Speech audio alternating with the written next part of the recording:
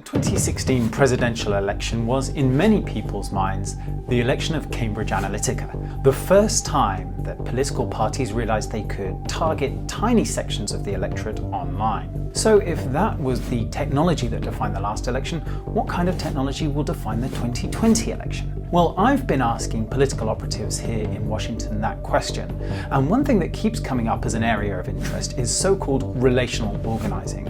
This is the idea that campaigns will use their own activist lists of friends and family members and get them to get their message out that way. That, of course, is not a new idea, but in the era of the smartphone, campaigns are getting much more sophisticated about the ways in which they can target your family and friends. Several Democratic candidates have developed apps which their activists can download.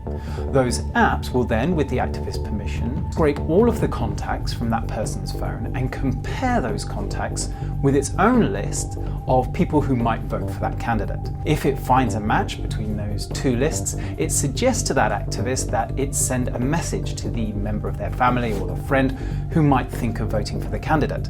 And in fact, they have so much data on those people, they can suggest individually tailored messages designed specifically to hit that particular person's preferences or views. Now, the campaigns themselves stress that all this is being done with their activists' express permission.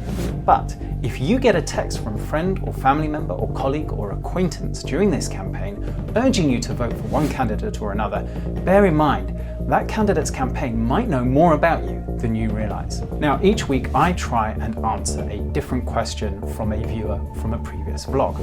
CHFGBP asked a question about the Chinese telecoms equipment maker Huawei and essentially wanted to know what has happened to the lawsuits that were filed against the company by the US Department of Justice. Now, I think that what CHFGBP is referring to here are the cases against Huawei for violating US sanctions against Iran and stealing technology from T-Mobile.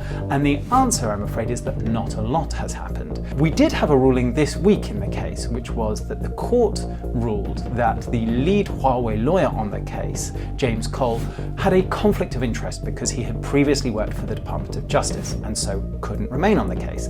But 1 year after these charges were filed, we're still at this stage where both sides are arguing about who exactly can argue the case on their behalf. The wheels of justice turn slowly, and particularly so in a case as complex as this. Thank you very much for that question, and if you have a question on this topic or any other, please leave it in the comments below.